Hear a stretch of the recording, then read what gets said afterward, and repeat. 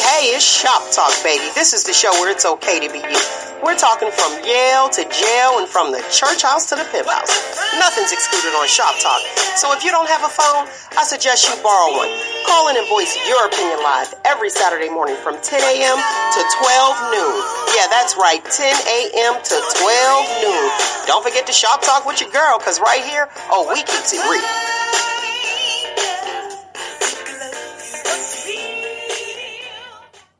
Good morning to you. The birds are chirping. Good morning. Good morning. Good morning. And welcome to Shop Talk with Mel. Let's get some things. Let's get the housekeeping out the way. If this is your first time, feel free to call in or text in live at 619-902-2287. 619-902-2287. And if you are with the listening audience and you want to see our lovely faces this early Saturday morning, feel free to go to the YouTube page, and that is at Shop Talk with Mel. Again, the phone number here to call in and voice your opinion live is 619-902-2287. Let's get into it, Amber Day. Me and my non-singing self, right? Be like, But I'm here. I am here. Yeah, so today I'm sipping on some tomato juice. Yeah. So before we went on live, before we had the open mic, Amber D was like, that's a lot of sodium. I'm like, listen, I'm on prednisone, so let's go with it. Get it all in. Yes, swell up like a grape. Just go ahead and be the purple. Look, the purple grape just float away. Purple gumbo. What up, Nick? The voice in the building. Good morning. Good morning. Good morning to you, everybody. Lovely. We made it another day, so let's bless God for that. All right, listen. Happy hour. Happy hour news. Listen. So I ordered this stuff, and I should know about ordering online. I keep ordering, and I'm going to it's an African ball, so they want you to have, African attire. I'm going in there like Afina Shakur, because I can't. I'm just going, I don't know, wear all black or something, because I bought this outfit, and it was supposed to be a coat. It said a cardigan coat. That's what the description said. Cardigan coat, sweet, it looked thick, it was blue. Blue's my favorite color. Come down to the floor. Pop lips. I get this. Nick, did I send you the picture? Oh, God. Okay. So, what comes in the mail is the same print all the way to the floor, but I look like Miss Roper. It's a made in China. Child, listen. So it's real thin, super duper thin, like swimsuit material. It looked like something I made at home ec. Now y'all know how long ago that was, because they don't even do home ec no more. So, and it has on the blue, you got the white stitch, and I said, who sold this? I felt bad about it. I was like, I want to send it back, but if it was a baby, I don't want to be like, your stuff is garbage. But it was whack. It looked like it should have been $10, but I spent $40 plus shipping and handling, so it was like $50 on this jacked up coat that's like a Mrs. Roper robe. For real. Real talk. If y'all watch Three's Company, go check it out. Google Miss Roper and you'll see what I'm talking about. I said, I'm not wearing this. Why didn't you just go to your cousin? Got a trunk full of stuff. She didn't have what I was looking. She didn't have what I was actually looking for. I just wanted something, because I'm never going to wear it again. You should have told me a while ago, because all these African shops down here, I would have nicely overnighted something to you. Why, thank you. But I didn't know a while ago. When is it? Tonight. Never mind. I ordered it off of Amazon Prime. You got to go Prime if you want it on time. So it was like last minute, but I got it. So I went to the show last night, to the Arnez J show. His opening act amazing. Her name is Carmen B. Amazing. It was so freaking funny. So I'm sitting, boom, I'm up front, VIP section, and he said something that got to me. Touched my heart. It touched my heart. He was talking about when he went to a Chinese restaurant. You already know. He was like, he ordered this food. So when he ordered this food, he said, it's mighty funny. He said he only ordered 2 things and the bill was $55. And I'm like, I know what you're talking about. He said, but then they don't speak. He said he asked, where does $55 come from? Then they don't speak English. So after that, they tell him $55. Then they speak English in money. I said, see, I'm not the only one. I'm not the only one. I told y'all they talking about some tip. Hold on. Wait a minute. Baby steps. Let's start here. And he felt bullied into his bill. So let me let you guys know. This was in Pittsburgh last night. Listen, he's going to be, and this is free promotion because I like that dude. I love him. He is hilarious. He'll be like during Thanksgiving time at the Improv in Cleveland. And that girl is going to be, that woman is going to be there with him. Man, that's a good show. I felt like my every penny was worth it. It was hilarious. And he did a long show, so it wasn't like 15 minutes, there you go. He did a complete set. And if you are in the comedy field, you know how hard that is. I'm not in the comedy field. I'm just on here shop talking. And Nick, you know, and Amber D, now you know. It's like, okay, we got 2 hours of information that we got to put out there. Okay? Right. So let's get it going. Listen here. Did y'all know that menopause, now they trying to add that to maternity? Like maternity time off at work? That's good. They need to. That is not right, y'all. That is not right.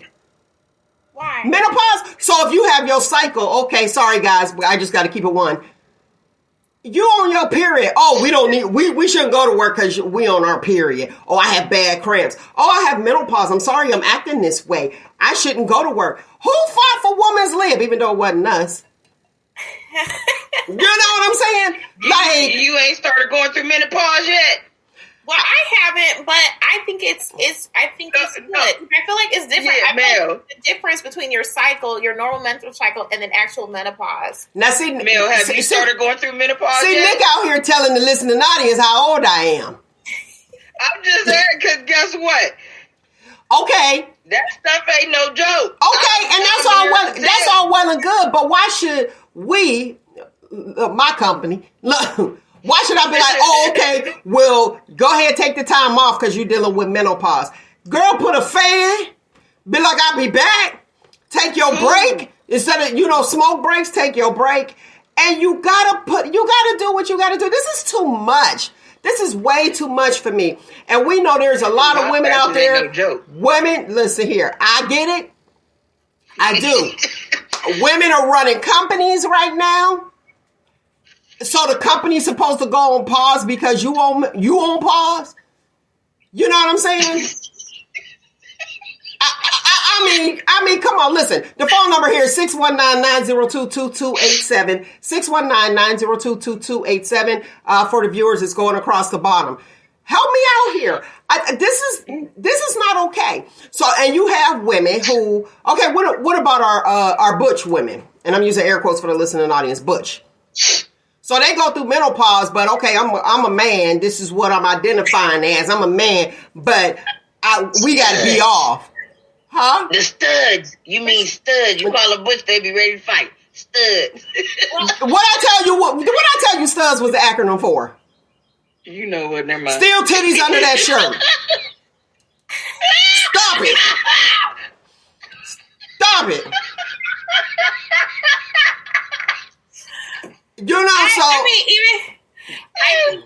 I agree with Clifton Harden, and I do feel like even if they are identifying, and this goes back to the whole transgender conversation, even if they are identifying as men or whatever, their gender, their biology remains unchanged. And so they are still having symptoms. They can choose to hide it, as women for many, many decades throughout all of human history have hidden their menstrual and menopausal symptoms.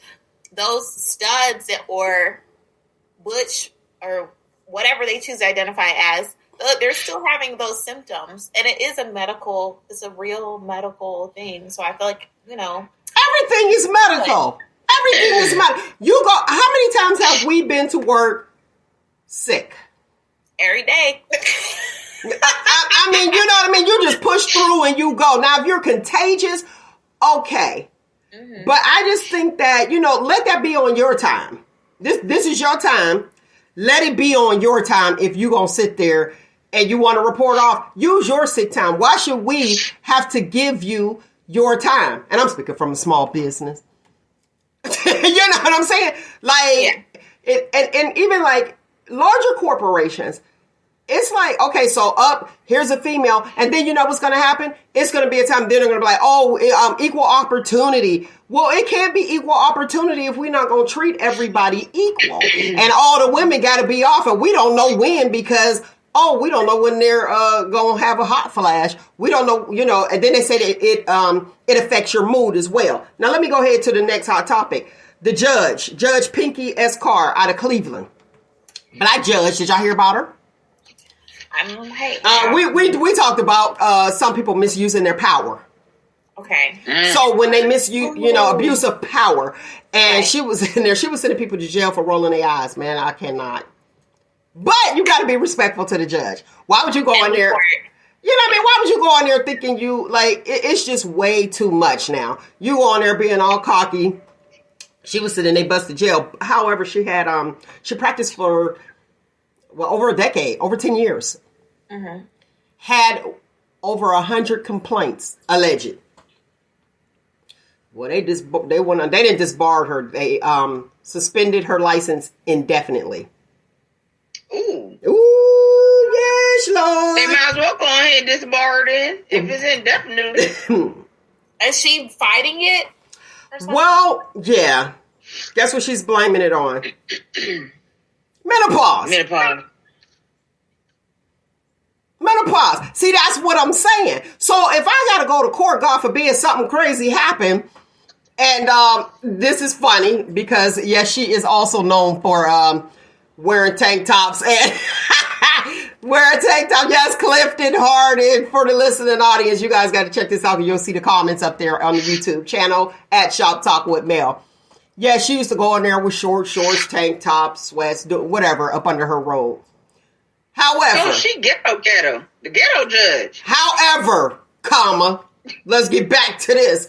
The menopause is the reason, and sleep deprivation. She has sleep... Well, not deprivation. She has sleep apnea. Okay. Me too. But I don't know. Ain't nobody never told me. Maybe I have to ask somebody next to me. Ask my ex-husband, do I stop breathing at night? Like, come on, like, is the oxygen not going to my brain?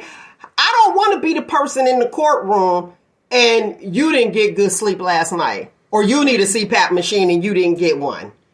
You know what I'm saying? Why should I have to be the butt of that? Or you going through menopause? I didn't do that. So you want to give that to me? That's not okay. They voted on her suspension. It was a 5-2 ruling. The Ohio Supreme Court did. Let me get it right for you lovely people. So they got it for misconduct, and they said this was from 2017 through 2020. Now, you remember how it was with COVID and everything. Now, this might work for some people. She was looking at the cases, wasn't even allowing the prosecutor to come in the building and ruling on cases. Up, they didn't show up. Boom, bye, see it. She was letting people free. Sips tomato juice. She was letting. Question: she was letting people free, or she was letting her people free? I don't know. We ain't doing that, Nick. Friends and family. We ain't doing that, Nick. If she was letting some people free, I'm asking a question. I don't know. I mean, inquiry minds, the people want to know. I know the people. Is it everybody, or was it her folks? It probably was her folk or our folk, or who knows whose folk. But here's the thing, and she was waiving fees. I can appreciate that, especially if it's some that's type of bogus thing or a right. ticket or something like that. I can appreciate that, but it's unjust. You know what I mean? So that's what she ended up getting called out for, misconduct. 2 years. Here's the thing with the license suspension. And indefinitely, you'd be like, okay, you're done. Well, it's not really that bad because she can reapply in 2 years once she deals with her health issues. I'm not okay. I'm not okay with the whole, I'm sorry, the whole menopause thing. Like, we should not have to deal with, you know, what you got going through. You know, what you going through, what you got going on at your house. That's like if it's an issue at the house and your child gave you, you know, y'all was arguing early in the morning, child, listen, getting people on the bus or trying to take them to school, hurry up and get dressed. Y'all know how that is. Or waiting on somebody trying to get to where you going. And now you pissed off and you walk in the door and bam, you want to get that to me. Your child made you late today. Why you mad at me? Because you late. Go ahead, Amber. What you got? Yeah, so I think, okay. I mean, it's legitimate. I think the menopause thing is legitimate, but I also feel like it's a cop-out excuse distraction, like it's a legal technique, just as far as her defense, so she can remain a judge. And as far as your examples, that's exactly what I was going towards, which is that whole taking out your emotions and your circumstance on other people. It's not just with menopause. Menopause is just an example. It could be they have, mental health issues. They're bipolar. They're going through a depression. They have anxiety. They suffer a death in the family. They're going through a divorce. Whatever. People take out their emotions unfairly on other people all the time and for a multitude of reasons, not just menopause. So I don't think it's fair, especially for women, to isolate menopause. It's like, that's a crazy excuse, because people will project their feelings onto you all the time for all kinds of reasons. And that's why it is important for judges to be impartial and all that good stuff. So I feel like she was just like providing a reason. Like, it was because of my CPAP machine. Like, it didn't work last night. My power went out. Right. So I was agitated. I think she was just grasping at straws. So I'm not going to knock her for that. I would imagine that she's like fighting for her life right now, fighting for her career. And so, hey, girl, if you need to use menopause as a reason, I ain't gonna say nothing. What you got, Nick? What you got, menopause, Nick? Menopause will make you want to pop somebody's head off for real. So I'm all for it. Like, don't nobody want to be bothered with nobody going through menopause. When you get them hot flashes, you're going to want to strip down butt naked and stand in front of every freezer in the house and don't care who there. I'm telling you, that stuff is real. Okay, well then take some sick time. Right. Well, I'm calling out sick. Yeah, if they got it, because these doggone jobs nowadays, they want to clump everything into PTO, vacation and sick, PTO. Whatever happened to vacation, personal, and sick time? No, everything is just PTO. Okay, that's all well and good, but I'm sorry, I can't pay you because you period in it.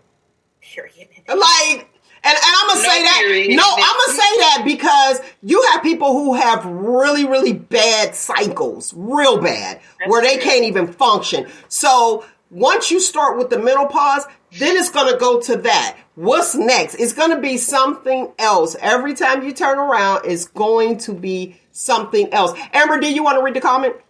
Sure. So Clifton Harden of Facebook said, we all piss someone off at least once a month, yet most won't hold themselves accountable for losing control of emotions. And I agree. I agree. Now, here's the thing. This woman, and you brought up a good point. This woman saying, oh, okay, well, it was menopause. It was this. That's her excuse. And all over, if you guys look, Google, it's about to be a thing. So the men, if they don't get none, they going to get some days off? Because they're irritable. I feel like in another country, I can't remember, I think it was a European country, where they just passed a new law where I think it was on a federal level. They were approving maternity leave for mothers and fathers. You know, I can't might be this. I would imagine that it will be similar. It is. Because y'all remember who actually spearheaded that in this area. You remember Nick, right? Our own Rugel. Remember? For Ohio, some years ago. He was like, wait a minute, because guess what? He was a single father. Mm-hmm. And it was like, okay, what about the dads and maternity or paternity leave? Yeah, paternity leave. Yeah, I thought, now that's amazing and that's fair. But this here menopause, that's a whole nother monster. Now, here's my thing. You said, yeah, it's a good excuse, blah, blah, blah, blah. So what about Kanye? He doing things, and I'm being honest. I mean, I'm not one to give grace because, I'm not God. But we do give him pass after pass in the name of mental health. That to me is... and I hated to bring him up, but I had to.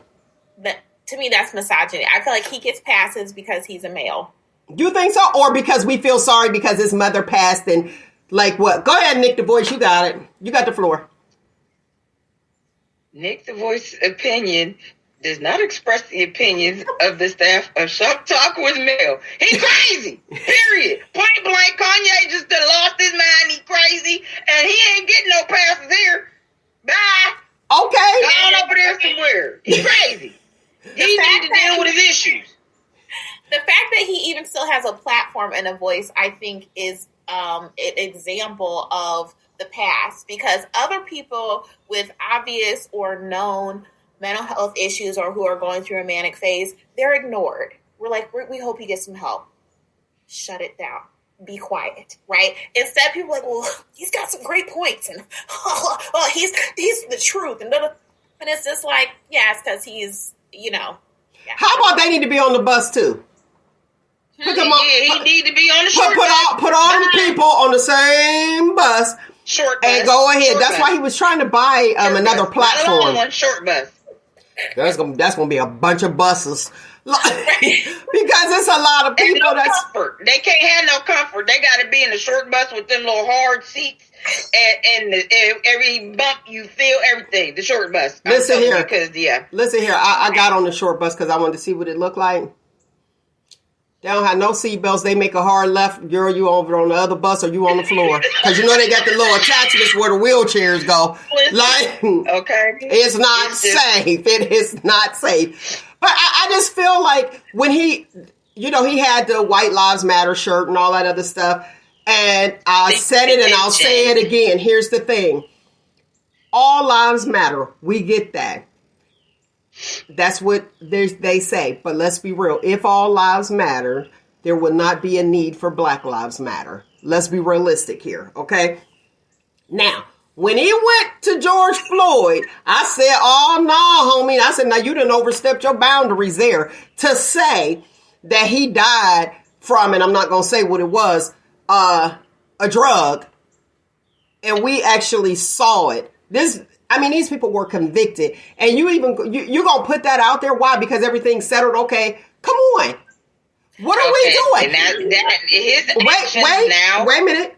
And then, once he does that, and it's like, okay, you're going to the white side. But here's the thing. There's no separation. We all are inclusive. I'm trying to be inclusive.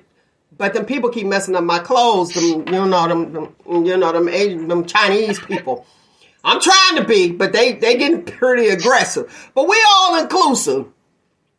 Why are you trying to put that separation? The dust has settled. They are convicted for their crime, and now you want to bring that up. You can't say that in the name of mental health, and that's what we continue to do with him. Oh, okay, his mom passed away. Oh, he's probably off his meds. Is that an excuse? No, it's not. I'm with Clifton Harden. Hold these people accountable. You're doing this and you got the whole cancel culture, but not except Kanye because he got mental health issues. And Amber D, you're right. It's a whole lot of people out there with mental health issues and they're being ignored. And that's what we have to do. And I hated to give him a platform, but I had to do that part because we talk about this here mental stuff. And it's like, you can't do things in the name of mental health. Endorsements with them, they're pulling out from him. Balenciaga just dropped them. Adidas dropped them. So, yeah, he ain't getting no more passes. They tired of Kanye. They pulling out. But why did they drop him? Because he said what he said about the Jews? Ain't no telling. Ain't no telling. No. He just... I believe that that's it, because here's the thing: every other nationality sticks together except us, and they're like, we're not doing it, but y'all keep doing it. Oh my God! Go ahead, Amber G. Because black people, we have celebrities like Kanye and a lot of other ones who sit here and talk out of pocket about the black community or black women or whatever, and there's no consequences. And we can just ferry that right into the black femicide rate in America, which is down to less than every 5 hours a black woman is being taken out in this country.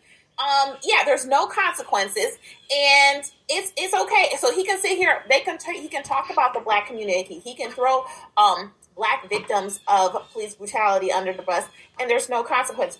But him and Nick Cannon, let them start talking crazy about the LGBT population. Let them start talking crazy about the Jews who actually run stuff and who are in positions of power, who can terminate their contracts. Then it's like, oh no, actually, you won't be talking about us. You won't disparage our community, our culture, or our history. Excuse you. And it's a reflection of the fact that black people are not in a position of power.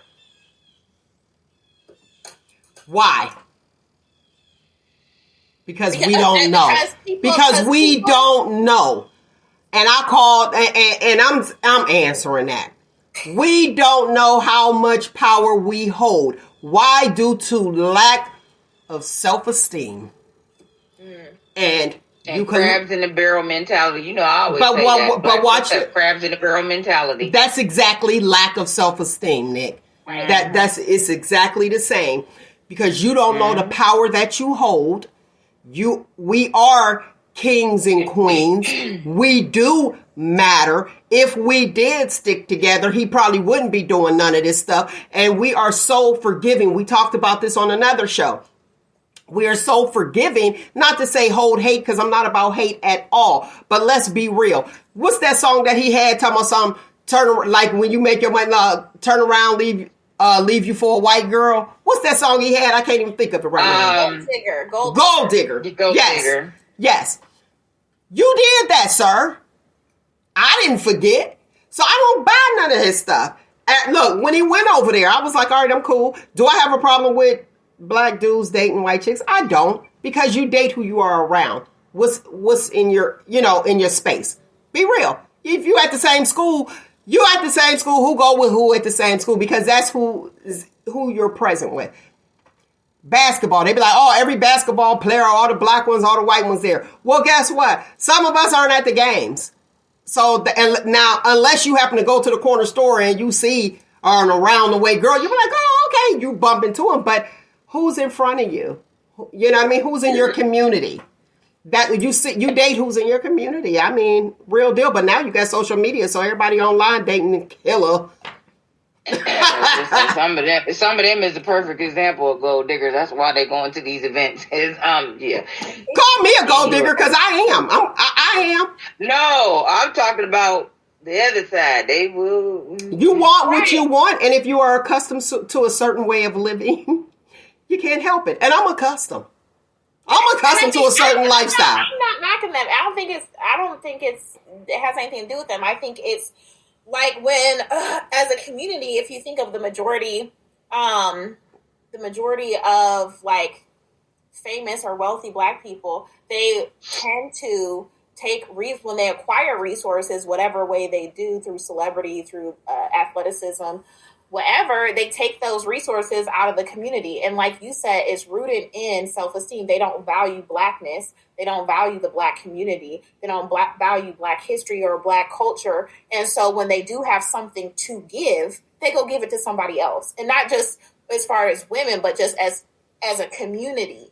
Like, resources is power, and being in control is power. And so we're not, as a community, and especially for our younger generation, we don't encourage our young people to attain positions of power or understand why you need to be in positions of power. I feel like on top of low self-esteem and not valuing our culture or our history, it's also like a lack of valuing education and a lack of valuing like understanding the community.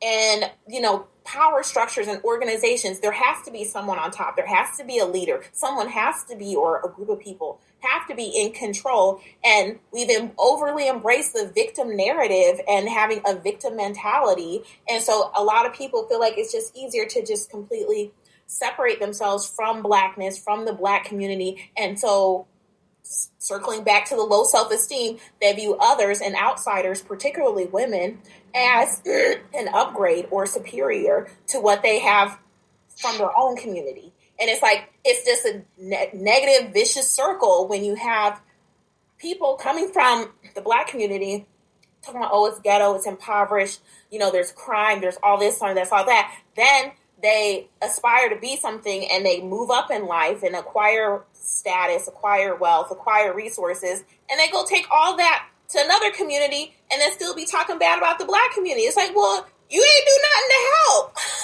improve the community. I feel like that's probably the biggest problem. That's the biggest problem as to why, we are where we are as a people. Because, look at, like I said, Nick Cannon and, now Kanye West. There are certain demographics of people that, no, you can't talk about. No, you can't make jokes about them. Because there's going to be consequences, and there are no consequences. The Black community is completely unprotected. So when you have what the Black Lives Matter and talking about abolish the police, I'm like, y'all are crazy. You're delusional. Okay, let me say this. And you said they don't get back to the Black community. Here's the issue. Look at it as an investment. As an investment. So if you don't invest in your own community, you want me to take my money and invest in it? You want me to take the chance? Like a gambler. If I know I'm a win, if I put everything on Black, and I know I'm a win, I'm gonna put everything over there. I don't know if I'm gonna take that chance. And I'm gonna be honest with you. If you don't like your own front yard and you want to litter in your own front yard, Nick, you know what I'm talking about. You want to throw trash in your own front yard. Why should I? Where's my funds going? I'm gonna tell you, prime example. You asked me for some money. I'm just using you as an example. Have you asked him for money? I'm kidding. and she doesn't. Let's put that out there. She doesn't. But you asked me for money. And I know how much money that I have. And it might be something minor like $20. You'll be like, can I borrow $20? I don't loan the family. I don't loan the people. I don't. I'm like, oh no, I don't loan money. Because when you loan it, guess what? Now I'm waiting for you to give it back. And now I have to sit here and wait for you to come up with an excuse over and over. Wait for your life to get easy in order to get my money back. Your life never becomes easy. It's always an excuse. That's why you had to borrow. That's why I don't fool with that, but that's just me. If I see something over here and I'm like, bam, I'm more apt to give you $20 because it's an investment. You see what I'm saying? I'm going to give this person $20. Am I negating my community or my family? No, but I know you. And it's going to be boom, boom, boom. And if you need $20 from me today, you getting $20 from this person, robbing Peter to pay Paul. Cut the middleman. You know what I mean? Just cut the middleman like boom. You are better off asking me, can you give me $20? Or this is how we do it, because I'm a good one. And if I be like, hey, you want to buy this for $5? My community be like, nah, because of the product that I'm issuing. So I'm just saying like chocolate bars. Okay. Nah, I don't want to buy a chocolate bar. But if I go to you and I be like, let me get $5, you're more apt to give it to me. Tell me, Nick, true or false? I be like, hey, Nick, let me get $5. Bam. It's all in how you say it. If I say, Nick, let me borrow $5, you already done went down your whole bill line in your mind. And you're like, I don't have it. Nick, let me borrow $20. Oh, I don't have it. Nick, let me get $20. Boom. You're willing to take that risk because it's unknown. So when you say like people take their money out of the Black community, That's not it. It's looking at, what am I investing in? Everybody works hard. Everybody work hard. And if you decide you don't want to work for $10 or $8 an hour, but I'm willing to work for that, and you want to ask me for that, but they not paying enough, so you like, I deal with nothing instead of getting $8 or $10, but you want to ask me for my little bit of $8 to $10 that I'm willing to work for to give to you. I ain't doing it. I'm out. I'm like, what's that show? Sharks? I'm out. Sorry, I'm out. That's just me. Okay, so I want to. And you know another thing, though. Personal, but really personal, but just to get back on the conversation. Wait, I want to hear what Nick got to say. Whatever, T. Pin it. Go ahead, Nick. I was just saying, like, another reason why a lot of times they don't want to invest in their own community, invest in Black communities, is because when something goes wrong, especially if it's an injustice that was done to a Black person and everything, and we go to boycott and wanting to tear stuff up, what's the first thing Black folks do? Tear up their own community. So why should somebody invest, a Black person invest in their community when they know the first thing that's going to happen when Black people get upset because of an injustice is go and tear up our own community? That's crazy. Why are we tearing up our own community? Go tear up theirs. That's who did the injustice. Like, and that it's always throughout history. The first is thing it because we know that we'll go to jail and we'll go. Amber, do you want to read that comment? Regardless, like that's exactly why they want to take their money to the other community, because we ain't tearing up their community, we tearing up our own. So, like, and it's crazy to me though. Go ahead. So I think so 2 parts here. I was talking about people who have, because what you're describing is someone who doesn't have the resources to invest in someone else. And so I'm talking about people or businesses that do have the resources to make investments, like Goldman Sachs. And the little hullabaloo that was in that situation. And then as far as the tearing up the community, that's something my mother always says, particularly with the Rodney King riots. She was just like, they tearing up the only grocery store in 10 miles. Like, what is stupid? But those are not the people that you would be investing in. And I think that circling back to that self-esteem, like Mel said, the reason why we can't go and tear up those as communities is because they're protected. Okay, you can't just walk into other communities. There's going to be, you're going to be stopped, you're going to be questioned, and then those community members are going to come together to protect what's theirs because they value what they have. And so I think the reason why there's this permeability in our community versus in other communities is because other communities actually have protection and value, and prioritize having protection. Read this comment, Amber D. Clifton Harden of Facebook said, how about all the Black billionaires? They don't even collaborate together. Bam! And I'm going to say the one gentleman, he, paid the Morehouse graduates student loan debt. And I know Oprah Winfrey's done more than him.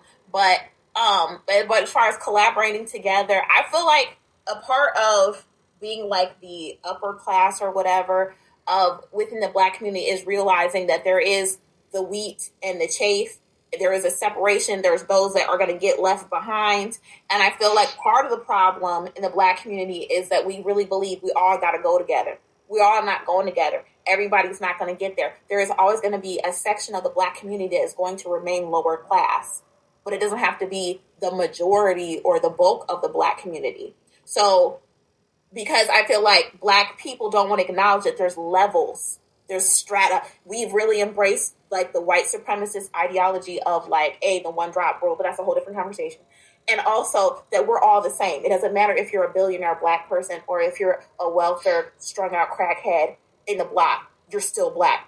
No, wrong. we're not the same. There's different levels, and I feel like the more we embrace that as a community, the more growth and prosperity we will see within the community. We are not all the same. We are on different levels. Mm-hmm. So no, I'm not the same as somebody that is making $20,000-$30,000 less than me, or living in a different situation, or has a different moral focus. All Black people, all skin folk and kin folk, and we're not all the same. And it's okay to embrace that. There's a whole segment of Black people I don't claim. So it is what it is. I'm like, we ain't the same. I like you. So I feel like when we're talking about investments, we're pointing to the uninvestable as the reason to validate why Black people don't invest in the Black community. Well, of course you wouldn't invest in those people. That's a bad investment. That's a bad strategy. But there is a section of Black people that are worthy of investing in, and who are a good, safe option, and will bring a return on your investment. So we're not the same. And we're not talking about that. We're not talking about them folks. And that's true. And that is true. And then you have somebody that you see who is trying. See, back to me and that again, with people that don't want to do no work. Like, oh, Jesus. But you do, like, if you see somebody trying, honestly, you see it's like, okay, I see they're trying. All they need is this. All they need is just a little bit of help. They just need somebody to invest in them. But if you have a dream, I can't see your dream, and you're acting on it, or you have a vision and you're acting on that vision, and I see you pounding the pavement, you doing it, you out here, you trying to network, you are doing everything that you can, and then you're stuck. And all you need is a few dollars to catch a flight to go over here and network with somebody else. I got you. But if you're going to sit there at the house, and I'm just using something minor, and be like, oh, okay, well, to Vin, it's going to cost me this much to get my stuff out there, but you don't even want to invest in even in your city. Like, okay, let me buy some advertising time. Let me, let me vend that this event is going on. Oh, the vending tables is this much. I don't know how much I'm going to gain, so I might lose. But I'm going to tell you, even like with me, get out there. There's things that you probably need to do for free, especially if it's your passion. You don't mind working for free. And that's what you have to say. Okay, guess what? This is my passion. Am I okay if I don't get paid? If I'm okay with a situation and I don't get paid, this is my passion. This is my purpose, and I'm okay with it. So there's some things that you invest in self. Okay, boom. How much is it for a vending table? $50, $60, $70. Bam. How many people did I see? Oh, they don't get a lot of foot traffic. So what? I might, out of that 25 people that might be there and it wasn't 100, you had some personal time with somebody there that said, I believe in you. Let's do this. Come on, come with me, vend with me. And you can set all your stuff up at my table because I'm not there. You know what I'm saying? Take every opportunity. Take every opportunity to invest in self, and it doesn't have to be financial. Because time is something you can't get back. And I'm going to tell you, when you learn something from somebody, that's everything. Okay? It'll do it. So don't give up on you. Look, I'm like, so don't give up on you. That's what I got. Hey, listen, let's get on today's topic. We got a lovely guest today, a brave guest, a courageous guest. October is the month of domestic violence. I'll put these stats out there just in case some of you guys don't know. And these stats are from November. The new stats didn't come out yet. They'll be out next month.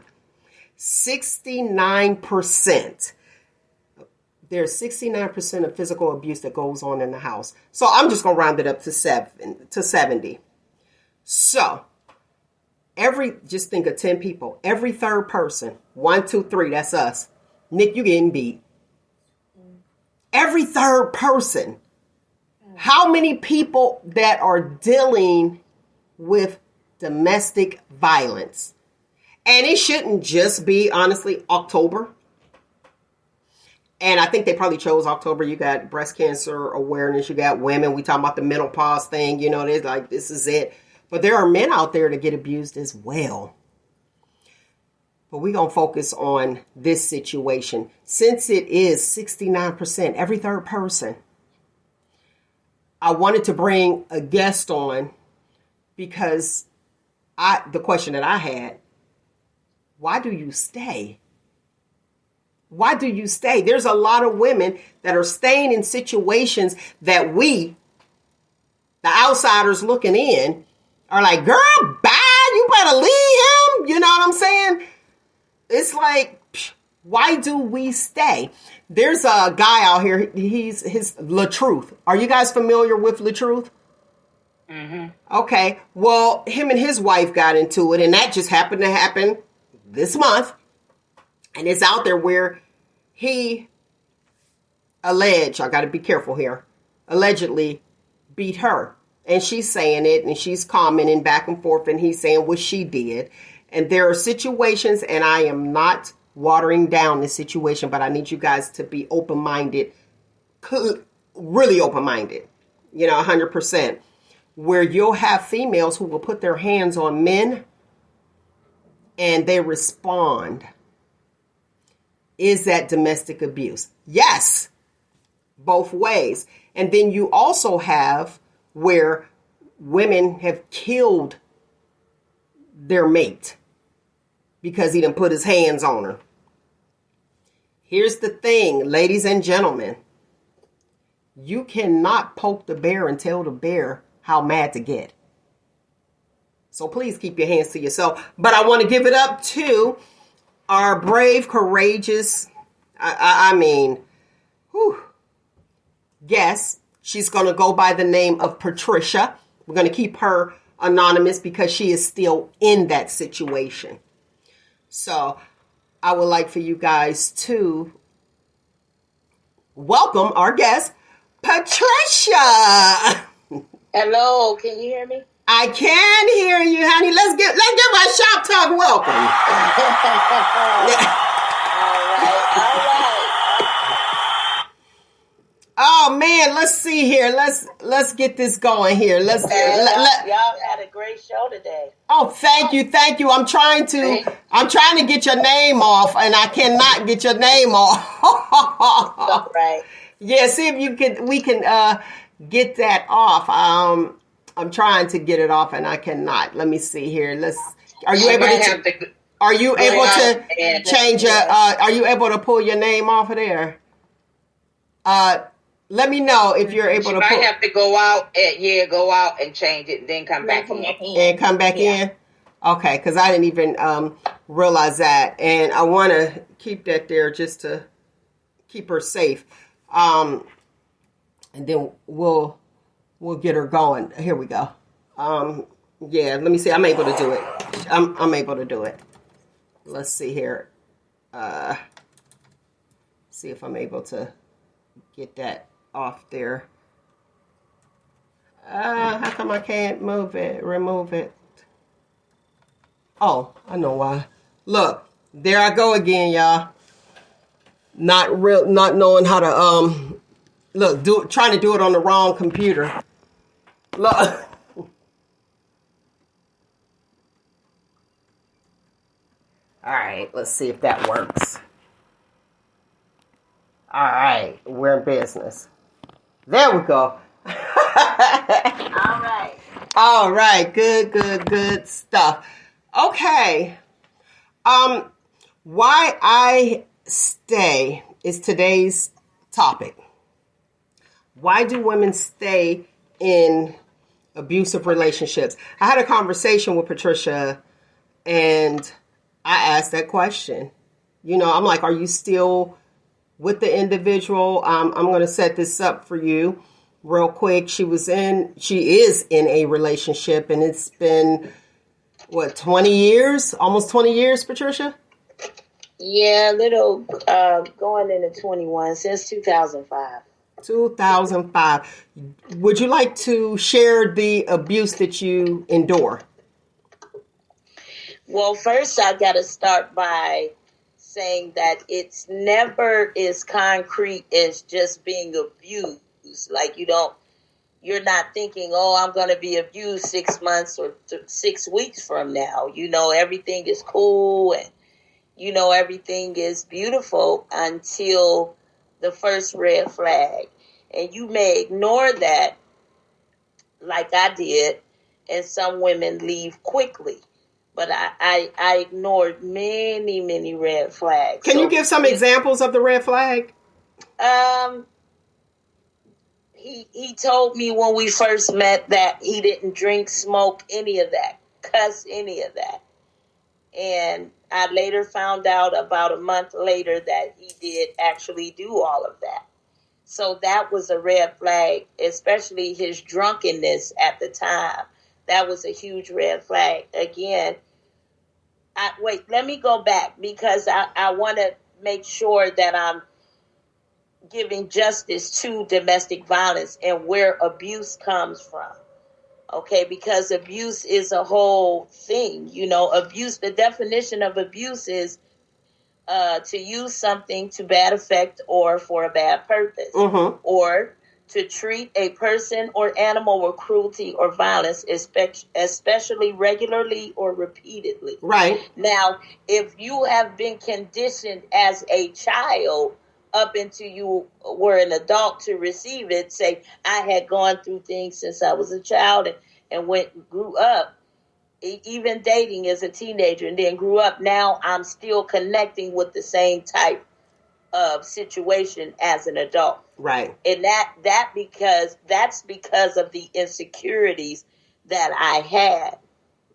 Now I'm trying to, because it's very important, because people think women stay because they're, they don't have any capabilities or ways to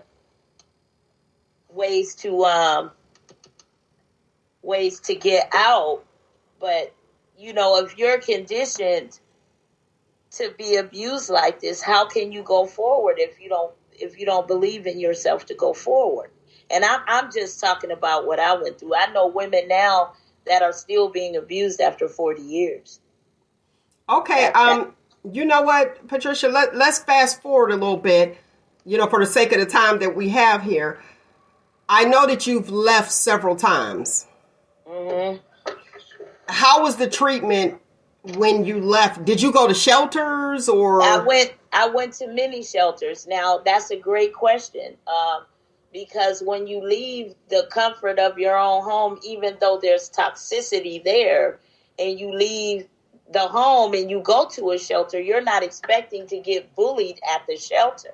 And that's 90% of the time my situation. I'm very quiet.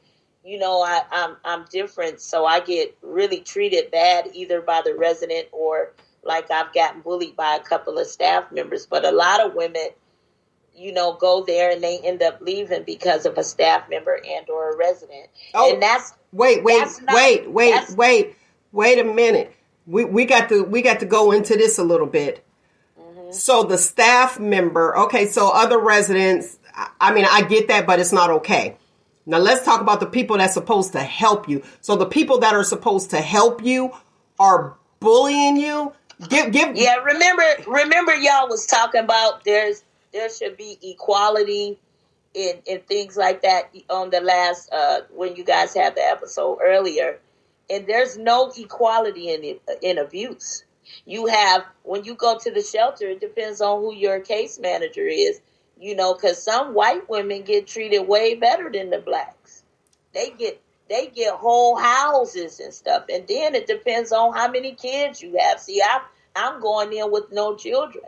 So, prime example, the one chick that bullied me, I ended up leaving because she was just so mean and nasty to me, and I had left the abuse trying to get free from that, and I couldn't take it. So I ended up going back because I knew how to maneuver this dude, but I couldn't do it there.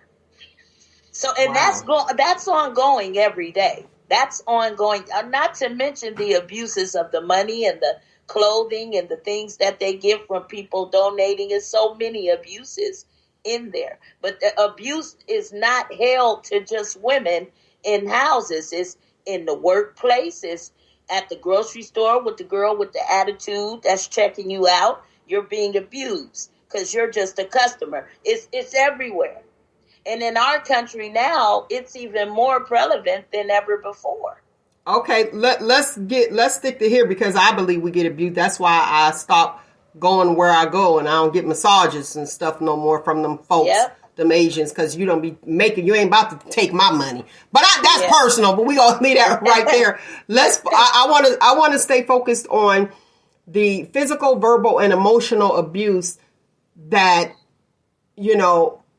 people, women, men are getting, and you leave your home from being abused to go into another situation where you're being verbally abused there. So it sounds like just like what was going on with that Cleveland judge, abuse of power. Yeah. And when you said like the housing or the stuff that they give you, there's a preference. Now, is there counseling when you go to those shelters? Yeah, I have a specific counselor because I'm a believer. Some people don't believe the way I believe in Christ, and some people don't believe that way. So it depends on who you choose to counsel you, because there's no equality in any of it. That is why my thing, I'm praying that the Lord opens the door for me to have a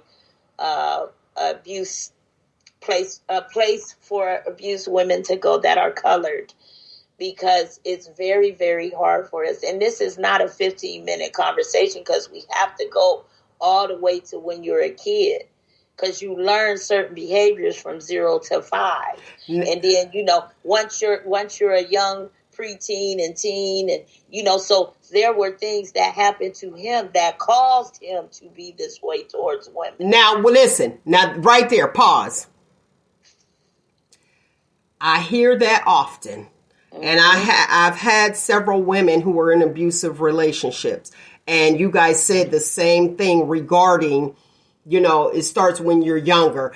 And I remember having 3 women on, and they were talking about how they were abused by their parents, the verbal abuse.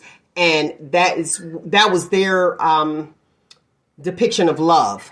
So they end up picking men that went that direction.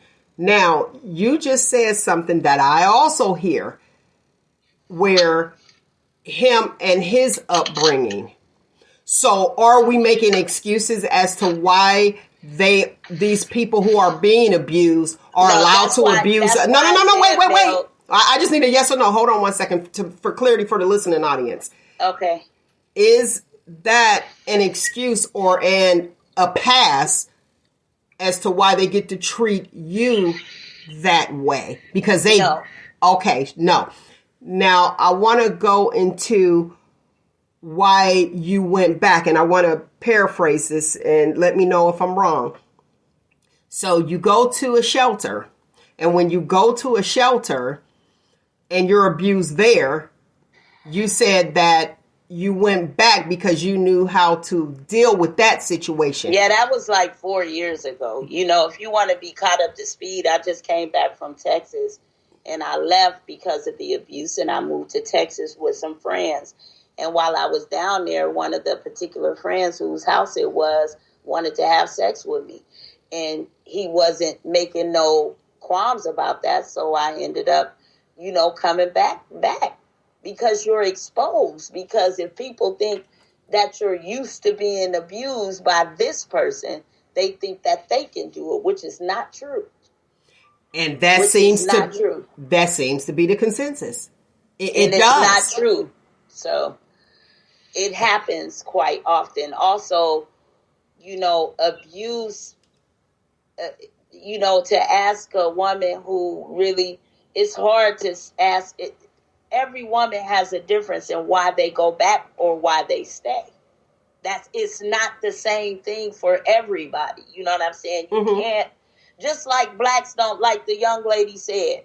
I feel her, because it's a lot of blacks who I just don't want to be around. I'm not like them. So it's a lot of women that are being abused, and men who are definitely not in the same box, but they are put in the same box because of what people perceive that they know about and concerning abuse. That's why it can't be book taught. You have to deal with people that know what they know, and know the solutions. You know what is the solution? The solution is a closer look at real life, the real life system of abuse, and not the book version. Real abused women working at the agency, stuff like that. But see, in our culture, abuse started in slavery. We can't leave that out. See, that is deeply rooted in us, and people leave it out. Incest, all that stuff has been swept under the carpet in the 50s, 60s, 70s. That stuff goes down into DNA, and it transfers into the home. And so you got a mixed mashup of all these different emotions and abuses, and people are being connected to them. But because sometimes people are one-sided and they don't want to be connected to certain things, they ignore the important part, because you have to go way back to the Willie Lynch. And when they put us on the auction block and they sent mom to Virginia and they sent dad down to Texas, now the mom got to take you up. So this is deeply rooted in abuse. It comes from a certain place, and it attaches itself to us. And if you don't feel like you are secure and beautiful or smart and stuff like that, even though you may be 100%, an abuser can use their powers. I call them powers. They can use their powers to trick you and get you stuck. But see, now as I'm getting out of it, God is teaching me what I need to do for the next step, because it's the first time in my life, in being with him, that both my flesh and my spirit are in agreement. See, before, my emotions were still connected to him. You know, now I don't have any connections. I'm just waiting for the finances to go forward. And I have to work for that. Nobody's going to give it to me. This is not a movie. And, you know, it's a lot of broken women who, like I told you, Mel, you know, I wasn't in the Cinderella ball and A5A material to certain people.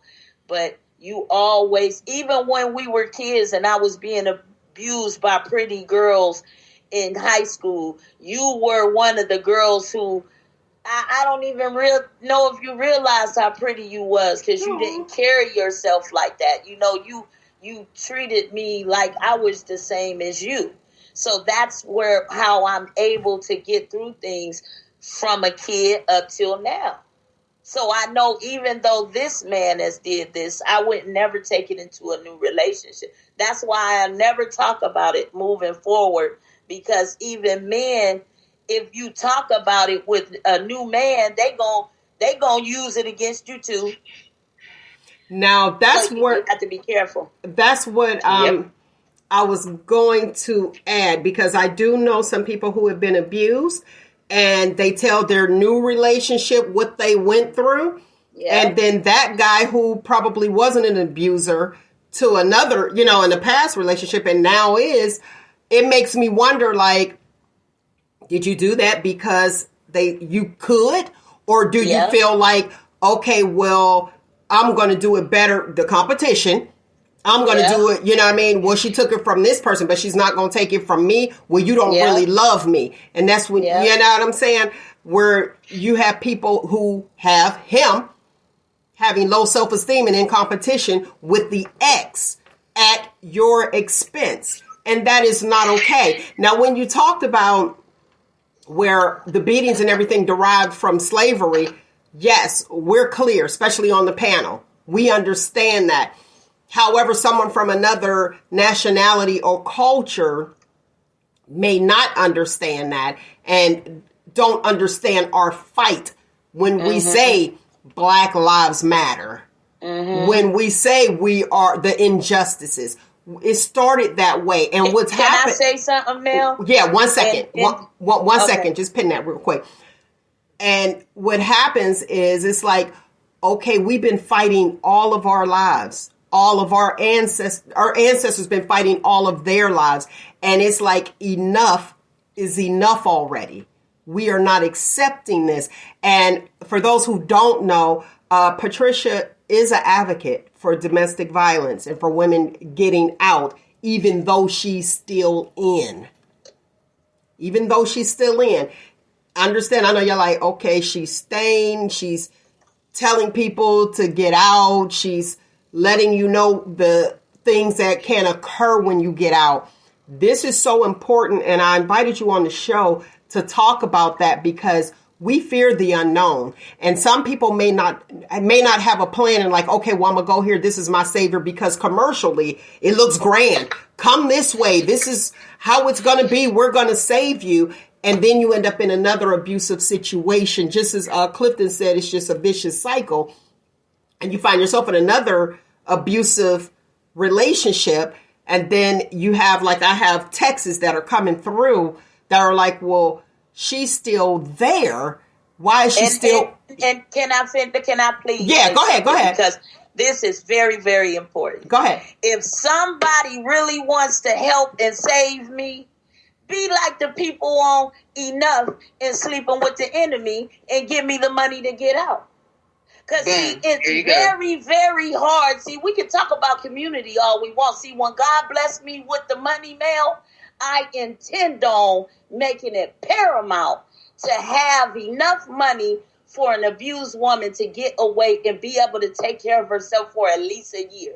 See, if you've been taken care of by a man, and you know you have this, I work, I have my own business, all of that stuff.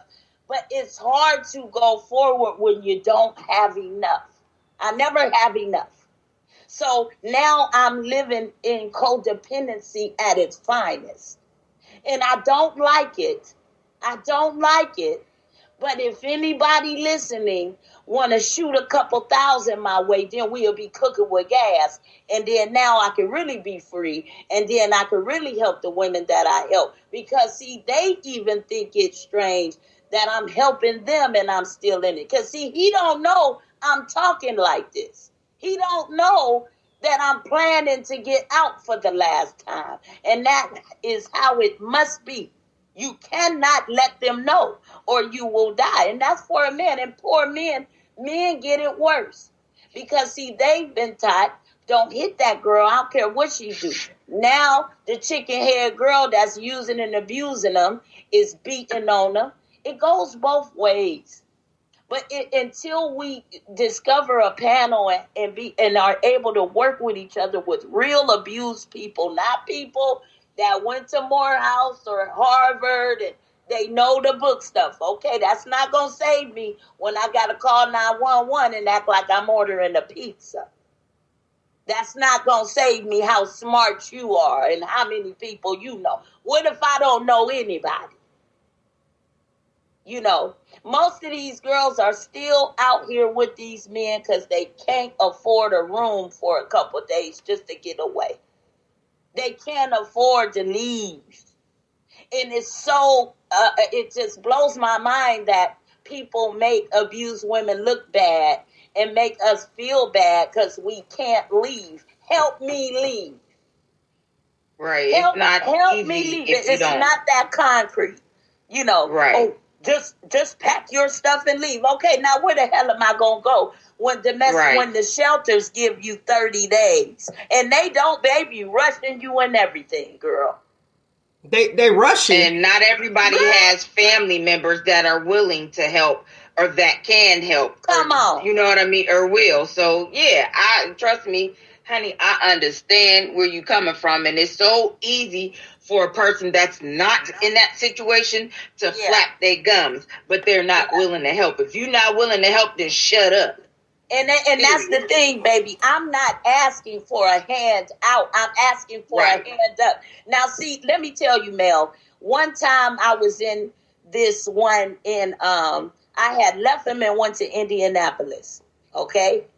And the place is called the Julian Center. Look it up. It's in Indianapolis, Indiana. And not only did I see the staff brutally taking the Christmas gifts that was given them girls in there, they was doing horrible, horrible stuff to people. Okay?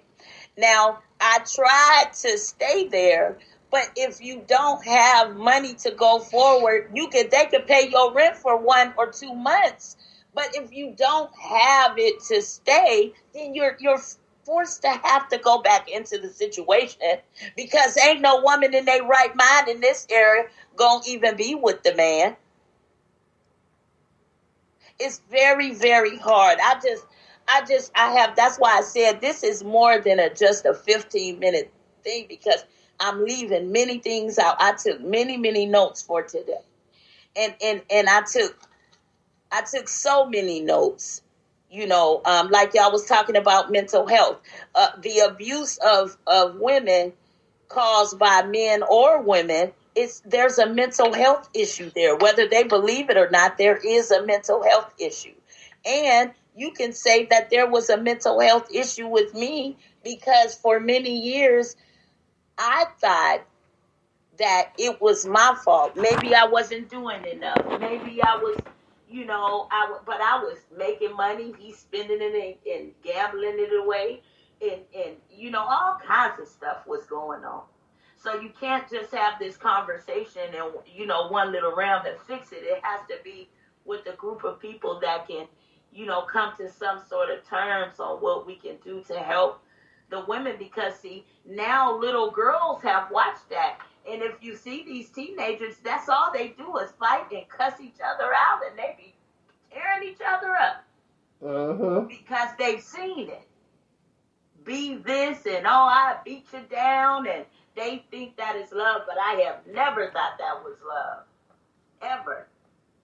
I never thought that was love because I learned from God what love was. So I know love is patient, love is kind. Love is not puffed up. It doesn't take account of wrongs. I know what love is, but, some people just don't have the concept of it. Their love is getting that bag. Get that money. That's love nowadays. Get that money. If you ain't got enough money for me, I can't love you. That's abuse. Girl, bye. All of it is abuse. Mm-hmm. And yes, when you were talking about, public abuse, that's real. Yeah. When you go certain places and people are treating you all types of crazy. Yeah. But when you are dealing with it at home, it's very different. And it's like, okay, so it's everywhere. It's everywhere. It's like, when is it ever going to stop? It starts with La Casa. If you have 100 people that are on the same moral mindset and, everybody's getting along, there's no virus there. But if you throw one person that is not trying to heal and not trying, they're going to destroy everything. So it has to start with each individual. It has to. We can agree to disagree, and that's okay. But when abuse is a whole nother entity itself, because it's very broad, the definition of it and how people use it. People abuse at the workplace and give themselves more time for work, or I don't know. People abuse stuff all day long, but in regards to living it, all I ask is that people don't be so hard on the women, because I've been made to feel like I was stupid and, idiotic, but nobody ever, other than my family members, were realizing why and what would get me out. And, and now I'm at the place where I am prepared and ready mentally, physically, emotionally, everything to get out and never, ever come back. It's even harder because I cried wolf so many times. And that's another thing. And that's where I would come in the cycle of abuse to help women that want to get out. And they finally now want to get out. And they cry wolf so many times, nobody wants to help them. And that's a horrible feeling, because a lot of women die like that. Now, this is where I want to go. Thank you for setting that up, Patricia. When you say you cried wolf, I did receive a message that pretty much said that. And it said that she's saying, let me read it. She said that she needs finances to get out. how do I know if I invest? And then he put quotations, because we were talking about investing, that she won't go back. Well, that's the thing. You know, if you jump in the water and it's an alligator in there, and you know an alligator can eat you more than a man, and you jump in that water and you get through the water and you finally get out of the water and you don't get eaten by the alligator, but there was an alligator in there. You get out. You're not ever going to jump in that water for fear of the alligator, right? I guess. I'm trying to make sense because I'm talking to people that I think I have to make sense to, because I'm not really, I didn't go to college. That doesn't matter about you going to college, because I speak about that. I'm just trying to explain something that your listeners, I'm trying to explain it to many people at one time in my mind. Go ahead. This is different for me because for me, I've gotten bitten by that alligator. I ain't trying to get bit no more. Okay. I'm not trying to. I'm beautiful. I'm smart. I'm very talented. All I need is a hand up. You know, and that's the thing. That's the thing. I want to help people that don't understand abuse. I'm more stronger than I ever have been. All I could do is prove with my life how I learned through that experience. You know what I'm saying? I only can prove with my freedom how I learned in that experience. Because see, now I'm waiting in faith on God to supply the means to lift, glory, to lift me up out of it. And see, those comments like that before, Mel, they would have got to me and teared me up because nobody believes a battered woman. But I'm here to tell you today, whoever that was, if you were to make an investment in me and in my future, that would be a hand-wrought miracle from God that I've been praying for. I can barely hear you. I just know that if I was blessed with a miracle and somebody trying to invest in my future, they would be pleased and proud of me. You know what I'm saying? That's all I know, what to say, because I'm waiting on God. Right. So if somebody did invest in me, that's God going through them to invest. So I'm not going to disappoint God or them. Okay, let me say this, because I got to keep it 100, Patricia. The viewers, we got all type of viewers here, and let's be fair. And not, you don't have to, but let's just be fair and hear it from every angle. So you have somebody that obviously we all work hard, and it's like, okay, yeah, I want to, and it's that was a fair question. And that was a super fair question. And I want to, give them that opportunity to say, hey, where is this going? They don't want to know, what you're doing. They don't want to know an update. They want you to get out. Yeah, I want to get out yesterday. Yeah. Now, let me say this. When you said, when you used the alligator analogy, and when I said, I guess, I want to be clear, because I tried to go there with that analogy, and I was understanding how people do stay with that analogy that you gave. But my picture was, if you are in the water with an alligator and you're used to it, and that's where the abuse is coming from, and it's like, okay, I finally got to land, because I'm going to use your alligator analogy. I got to land, but I know at 3:00 the alligator is at the other end of the river. So I'm safe here. Up here comes the alligator. Let me try to get out again. That's why I was like, I guess, because I was trying to get clarity of how and why people stay. I lost my cousin to domestic violence. And I want to share this because I'm glad you came on, Patricia, for real. Because if somebody is going through something, her situation, rest in peace, Janine Thompson, her situation is, did she get out? She got out. And Nick, you said and both of you guys were talking about a family member. She went to a family member's house. her abuser found the address to the family member's house. And she got out, called the number. So they were doing their homework, all that homework, went out of town, had a gun, went to the family member's house and killed her and himself.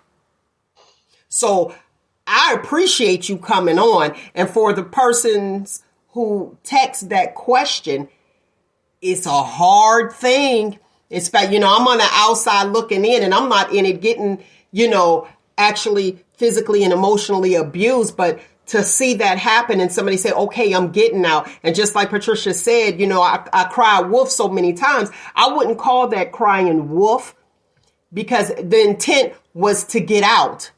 But then that's the thing. I'm tearing up because it's very, very hard. Because like I said earlier, abuse comes in, it's dealt in different hands, honey. And in the way I'm being abused, another woman may not be being abused that way, but I'm in my own little bubble.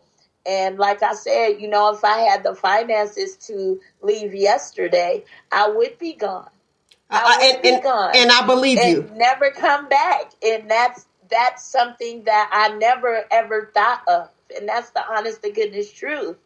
And me being a champion for women who are out already is important to me. It's almost like the next step is coming for me. So I'm just, if I have to leave in the next couple of days just with the backpack on my back, that's what I feel like doing. I just lost somebody very important to me, and I'm stronger than ever.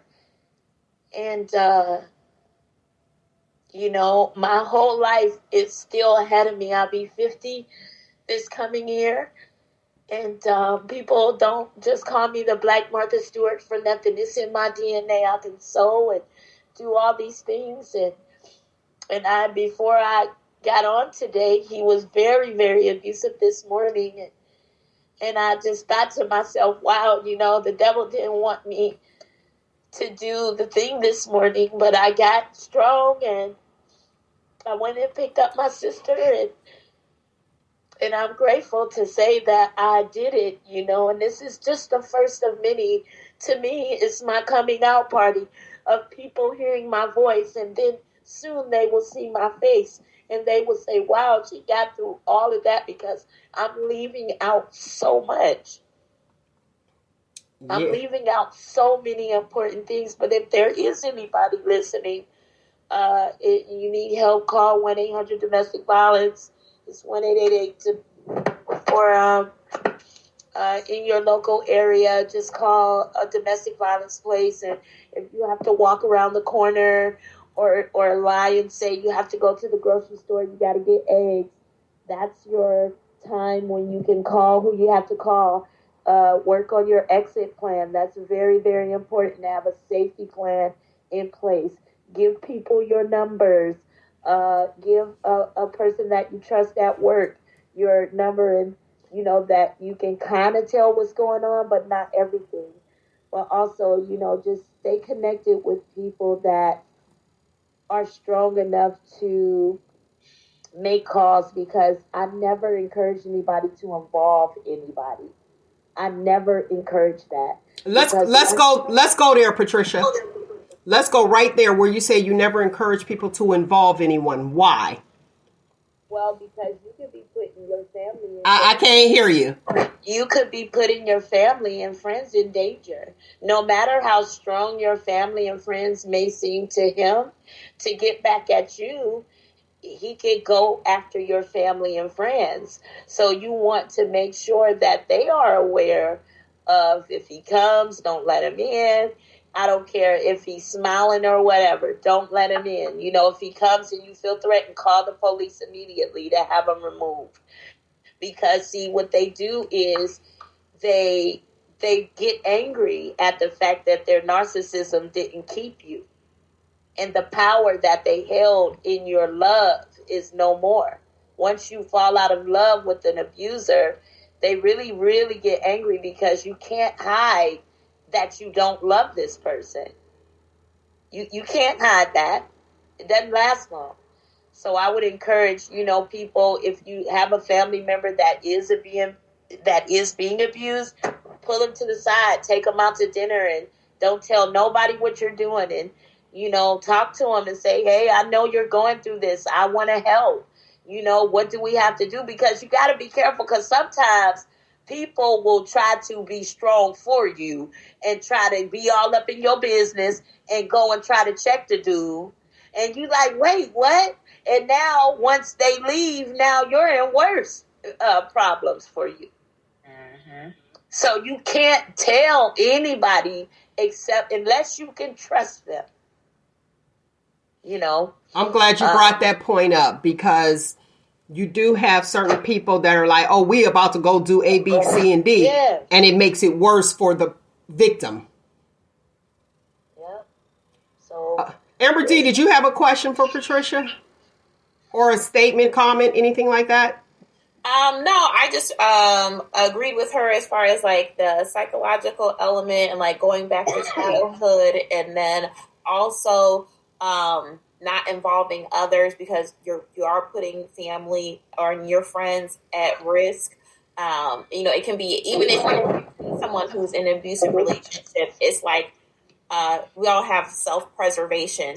So it's like, well, if I'm going to help this person, are they going to give their abuser my address, or is their abuser going to figure out my address and then bring that harm and that drama and that conflict and that toxicity to my doorstep? Right. So I feel like, while there are systems in place to help these women, if you really want to get out of that situation, you have to be willing to go do it by yourself on your own with no support, with no help. Because that help could be not what you thought it was going to be, or end up making your situation worse. So, can I ask you something? Have you ever been in a domestic violence shelter? No. Okay, wait. Have you ever been beaten up and dragged and embarrassed in front of whole groups of people? And see, that's one thing, and I don't mean any disrespect when I say this. We have to be careful about saying what is going on in a system that we know nothing about. See, I know all about that system. And for a woman like me, they have not been kind. They have not been kind, and I'm not the only one. I can introduce you to many women that I talk to now. I got to talk to a young girl later who I'm trying to keep her at the one she's at, so she won't come close back to where the abuser is. And she doesn't want to stay because of what's going on in the shelter. They're feeding them old food, so to say that, baby, that's kind of like, it's I take offense to it, and it's hurtful, because if you haven't been there and eaten a week-old food and old rigatoni, it's more than just one thing that keeps a woman where she's at. That's why I said, if you'd have to have 5 domestic women that have gone through domestic violence to get even a 1% of a scope of what it is. Because it's many, many women that go through it. Now, wait a minute. Wait, 1 second. 1 second. I was on the employee end. I was an image counselor for battered women at a shelter. Mm-hmm. And there were things that I have brought in, and I enjoyed it. I actually loved that. And it was building up the self-esteem. Mm-hmm. So it's like, okay, you're removed, but mentally you're still stuck in that situation. Mm-hmm. So it was about building up the self-esteem of these women. Now, I have brought things, and Patricia is not lying. I have brought things, brand new items, and saw staff wearing it. Mm-hmm. So Christmas time. Shelters need to be Christmas time. And I'm gonna let you go, Nick. Christmas time, because there's families that come as well. It's almost like an underground railroad type thing. Yep. Bought stuff for the children. Where are these toys for these babies? You gave her one doll. I brought in 7 or 8. So you do have, and that's not everywhere. And it's not to say, okay, don't go, because that's not what we're trying to say. But those are things that can happen. And that's why I wanted Patricia to come on to share that, to let you know in advance. Because the situation, she's left several times, and she told you she thought she was in a safe place and dude wanted to sleep with her. So it's like, I leave this, abusive relationship for you to abuse me. Are you really here to help me? So I thank you I truly thank you for coming on and speaking the real. Nick, go ahead. You wanted to talk about the actual shelters? Go ahead. Yeah.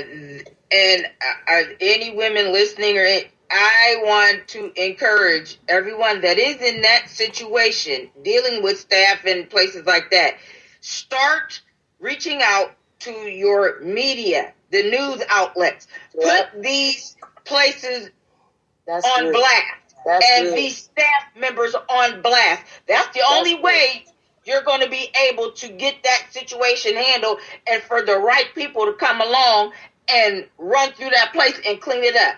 You can't keep bottling that, because that is... Wait a minute, 1 second, Patricia. Go ahead, Nick. I want you to... I'm sorry, because I want to remind you. See, that's why I said, I think everybody needs to just act like you abused. Go check it out for a couple days. Go in yourself. I dare you to go in yourself, because guess what they gonna tell you if you pull that phone out and start recording? Oh, we have confidentiality. You have to delete. You know how many times I tried to do that? Okay. I seen a fight in that very domestic violence place I was telling you about in Indianapolis, right? The girls was pulling each other hair out and everything. And you know what the staff was doing? They were laughing at them chicks. And that's when I called my sister and was like, I think I need to get out of here, because this, what the heck? So, I mean, it's not even about pulling your phone out. Just call and because they know that there's certain confidentiality and everything, but as long as you put that name out there and them staff members' names out there and get the ball rolling, just like it needs to get to the right people, but got to start even without the phone, because we got to go back to where we didn't have phones with cameras and stuff like that. How did things get reported and resolved then? So we got to go back to those basics. But these places need to start being called out, because if you are in place to help someone and this is what's going on, that needs to be put in the forefront, in the news. Call these places out, their names, their staff members' names. I don't care. Because this is, and I understand this is why people don't want to go there, because of what happens. But then if nobody's opening their mouth to the right people to get them, I understand where you're coming from. I haven't been in that, but see, listen, and you can't expect. Wait. Exactly. Wait. Okay, because we can't talk over each other. Okay, go ahead, Patricia.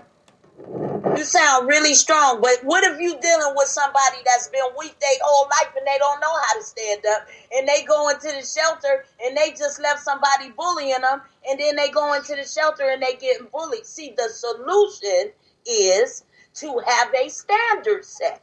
If you have a standard of abuse care for women set, ain't nobody, then everybody gonna try to match the standard. I have the solution for that, and God's gonna open the door like he is with this show, so that now we can put in place real solutions for women. And if there is anybody listening, do not let my experience taint you from wanting to leave or call the DV shelter. Please go. Do not, because it's not that experience at everyone that I went to. And I've been to many of them. And I believe that's part of my testimony for my future. But if you're listening and you have to get out, get out. Do not stay. If you can get out, especially if you have children, get those children out the best way that you can. But and then the story would change if you were talking to a woman with children, because that's a whole nother ball game. Because if you have 3 or 4 kids, there's a whole nother curriculum within these particular shelters that you have to follow. So it's not just so concrete. You know, people, oh, you should just leave. And man, it's not that concrete. I wish that it was. So If you have different levels of blackness, like the young lady said. So you have different levels of treatment in blackness also by our own blacks. Okay, so Patricia, let me ask you this. Is it the lesser of 2 evils?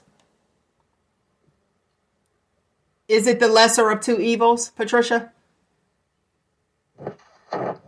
When you say that, what do you mean of? Meaning, so is it like, okay, well, I don't want to stay in this situation. I want to go here. So where you're being abused from your experience. So is it the lesser of 2 evils? It's like you pick which one is worse. I can't hear you.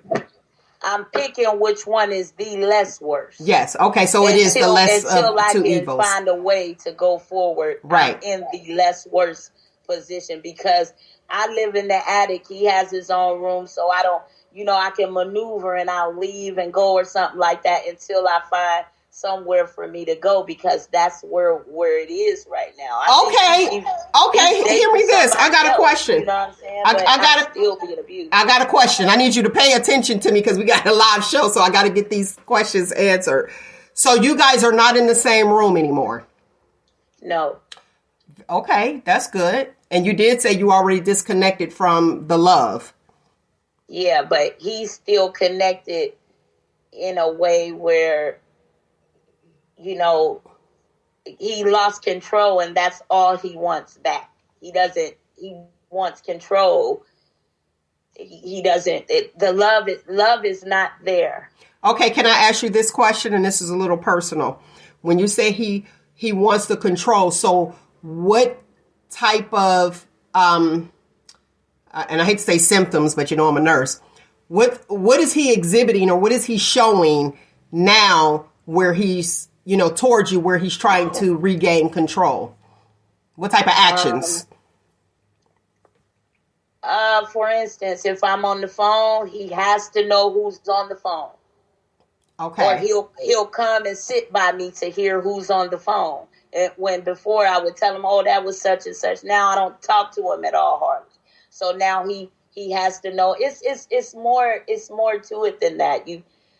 It's so much more to it. That's why I said it has to be a literal, more than one. Just it has to be a panel, actually. Well, I get that part, but I'm talking about for the sake of the show, because I want to get the meat out so that people can actually understand and look for these type of actions to see it. That's why I was asking you. So now that he no longer has control, and you don't tell him what's going on or who's on the phone, what is he doing now? He's kind of like dealing with it, or is it? He gets angry, and then he'll, mention, I heard you on the phone and stuff like that, because I'm not talking, and he wants to know everything like before.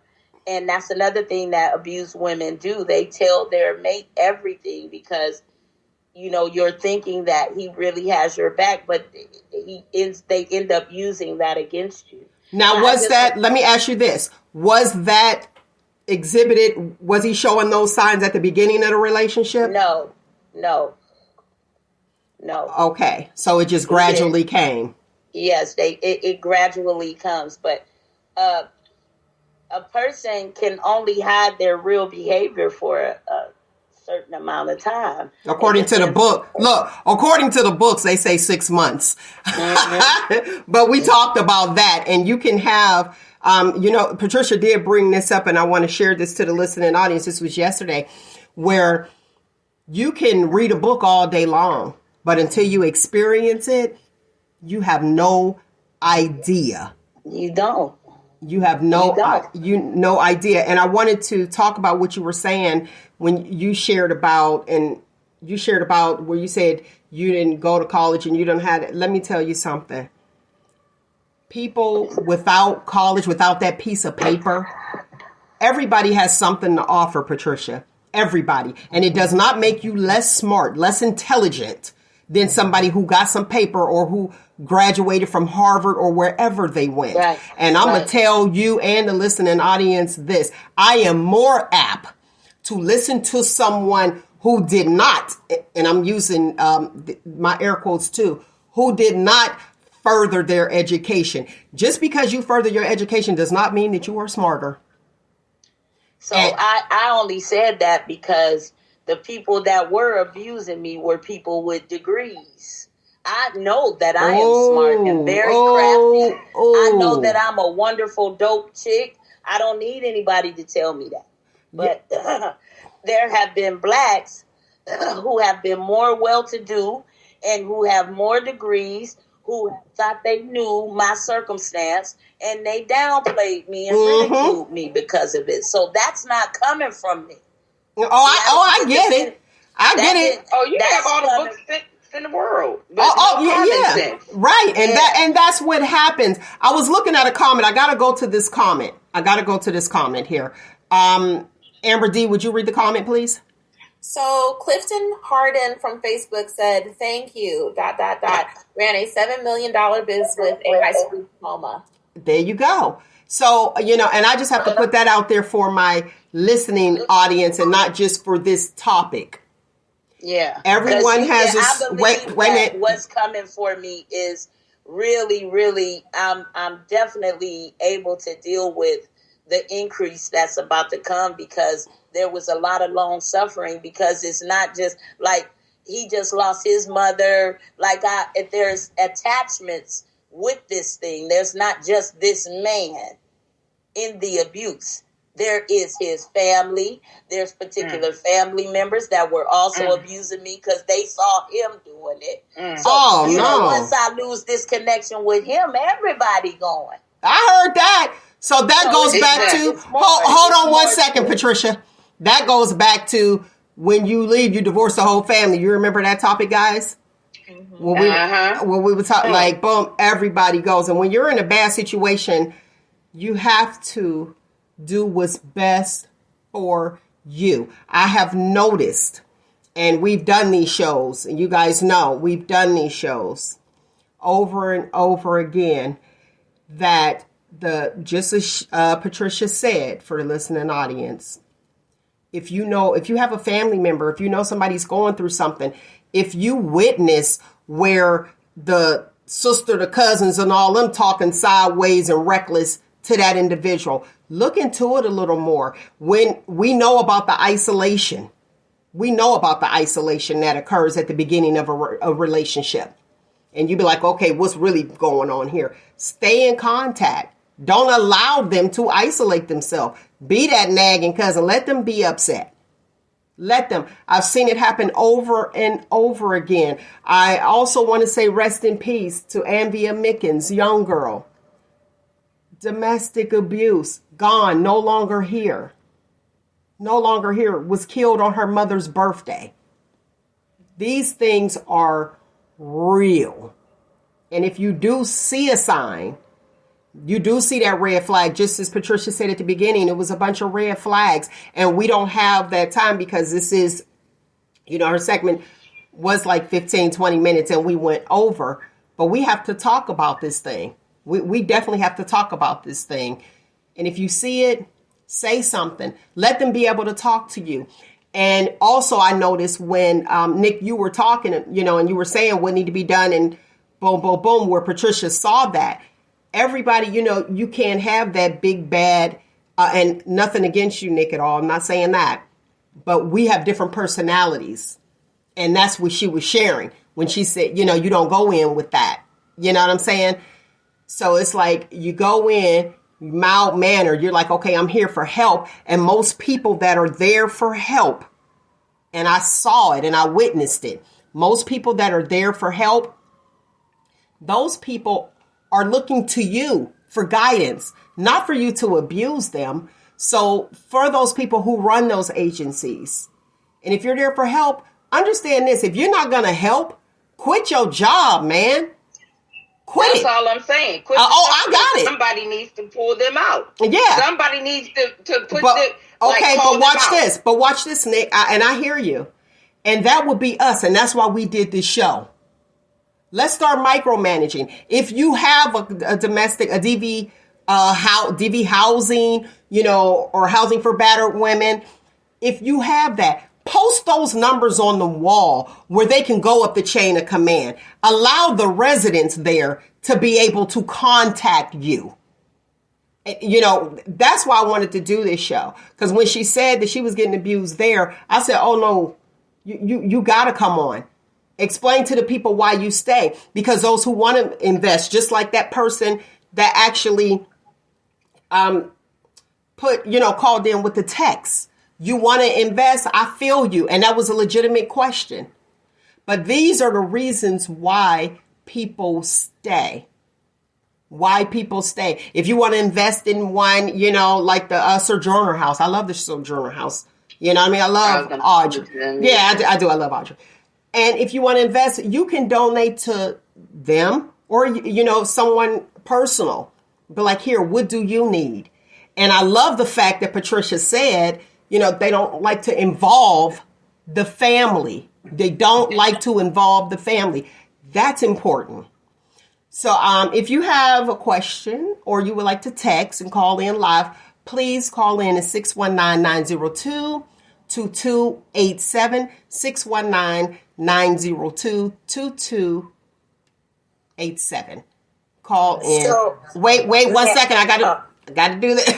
I have to finish this before I go ahead and let her go. And for those who, I'm going to put the crisis hotline here because people are going through and people are giving up. I don't want you to give up on anybody. I don't want you to give up on anybody. So I have that there, the Suicide and Crisis Lifeline. If you have an issue, 24/7, you can text 988. Call. Reach out. Help somebody. We're going to go ahead and get Patricia back on to see if there's any last words. Patricia, you have any last words before we end the show? Yeah, I wanted to make sure that anybody listening that works for domestic violence or maybe need to go there, it's some brilliant, loving, compassionate, empathetic women that work in and through domestic violence. So don't let my story and what happened to me deter you from going there, because I know for a fact Sojourner House is dope. Other places are really dope. There's a few places in Akron, Alliance, Canton, Cleveland, all really good places. Just try to gain strength. Just try to gain strength from every lesson that you learn, whether it's good or bad, because that's what I did, and that's what made me strong. Like, my sister is like Nikia and the other young lady, Amber D, strong, really strong. I could tell their spirits are strong. When I was little, I never was like that. I was very quiet spoken and stuff like that, and now I can now walk in the way of Nakia and Amber D and my sister and Mel, because I'm now learning that. But that's a learned process. If you've been abused for so long, you have to learn to walk in strength. It's almost like learning how to walk. And so I encourage people today to learn how to walk. It's not going to be easy. You're going to fall. You got to get back up. But you learn how to walk. And I thank you, Mel, for this. This meant the world to me, because this is my coming out party, and I hope to have you all in the midst of my realm when it's time, and you come on my panel and talk and stuff, and just continue to do what you guys do. It's a scripture that says, grow not weary in well-doing, because in due season you will reap a harvest. That's very important for what y'all doing, because it's not a lot of us out there spitting the real. So, love you. Thank you. And my sister said hi, Mel. Hi, Mel. Hey, girl. Hey, Good show, baby. I've been listening this whole time. It's been a very good show. I applaud you. I love you. And be cool. Y'all be cool. And listen, if you want to listen to the show, you can go to the YouTube page. It's at Shop Talk with Mel, and it will be up there. And on your favorite podcast, you can listen to this show over and over. Share. I'll tell anybody, share. If you feel as though the show will help someone. Share. Thank you so much, Patricia and sister. You're welcome. I appreciate you. All right. That was deep. How you ladies feel? It brings back some memories. Does it?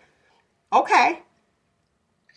I grew up watching until a certain age when it took my mother's father, my grandfather, to come up to our house with a double barrel shotgun and put it in my dad's face for my dad to calm down. And then with my first marriage, I went through that. So that is why Nick the Voice is the way Nick the Voice is now. I grew up not really bullied, but, quiet, mild-mannered, been over backwards for people, and got taken advantage of. Okay, and you heard her say, she said, now I can be that person. And she said she actually vouched for what you're talking about. So you become the way you are because of the way people treated you, and you were like, no more. Yep. Very good. Very good. So y'all know why Nick the Voice is Nick the Voice now. She just sat there and told y'all, like, I ain't pulling no punches. I ain't worried about your feelings. This is what it's going to be. And because I can nobody respect ever worried about mine. So it is what it is now. And I know Rugal hates that. It is what it is. You know he does. He's probably listening like I'm about to choke her. But now people can kind of understand why I have no filter or why, because it was just like something just snapped in me. I grew up watching that. And then, my grandfather had to put it to my dad, listen, you have a daughter. How are you going to feel when she comes of age and this happens? And the cycle came around and my dad had to come to my first husband. Okay, so. Not once, but twice. Okay. And threaten his life about me. And he fully understood because my grandfather said, I tried to stay out of your marriage because that's your marriage. You married to my daughter, yes, and I tried to stay out of it. But I'm not going to let you keep putting your hands on my child. And it came around and my father had to give that same speech not once but twice to my first husband. So now everyone can understand why. And like growing up in school, all the pretty girls want to, I don't know what it was, all through I had, in high school, all of a sudden I had to start fighting because everybody wanted to threaten me about whatever. And so now people can kind of understand why my attitude and why I'm strong-willed now, because of what I grew up watching and what I had to endure until I decided to say enough is enough. And yeah, I will swing on somebody in a minute now, and that is why. I mean, it shouldn't be. I ain't got no money to get you out of jail. I ain't got no money for bail. I can't invest in that, Nick. Yeah, I know a lot of people, but yeah, I've had to just, even with this one here, just one day I just had to snap and was like, listen, this is why I came into this marriage being calm. But you wanted to take it because I told you what I endured with the first one, so you just want to take that and run with it? Nah, bro, we gonna fight, and I'm gonna fight you like I'm a dude.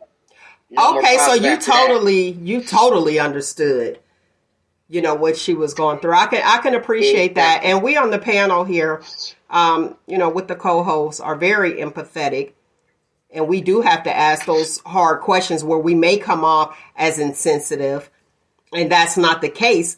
But let's be real. We got to be real. On Shop Talk with Mel, we are real. These questions are real. I appreciate the questions, from the callers and the text. And that was a legitimate question. And yes, we empathize, but you want to know, is this going to work this time? Is this a scam? And here's the thing. I know personally that it's not, but you don't know. You understand what I'm saying? Don't know. They want to know. Right. And when you are everywhere, you know what I'm saying? When you are everywhere and different people listening, and it's like, just like that person like, yeah, well, I know them, they live across the street, or we go to the same church or something like that. But there's somebody listening that have no idea who you are. And they have the right to ask those questions. They have the right to ask those questions, even with, Amber. And here's the thing. We can listen to you, and Amber's views are her views. My views are my views. Nick's views are her views. And we have to be all inclusive in this case. Y'all already know where I'm about to go. No, I'm not. In this case, I had to say something to everybody young man has a voice. Because I witnessed that with teenagers. It's as far back as teenagers. I had stopped at a store in Boardman. And there were a bunch of teenagers together, and I'm walking in the store, and they were walking down to, the sidewalk to another store. And this young man was cussing out the girl, saying stuff, and was like grabbing her. I was like, hey!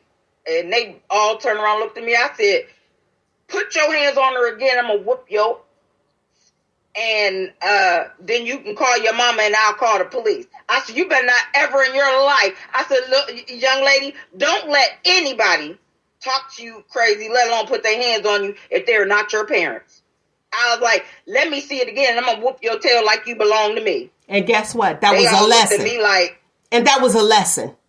Because guess what? Somebody probably never said that. And what's happening is we going in our houses and closing our doors.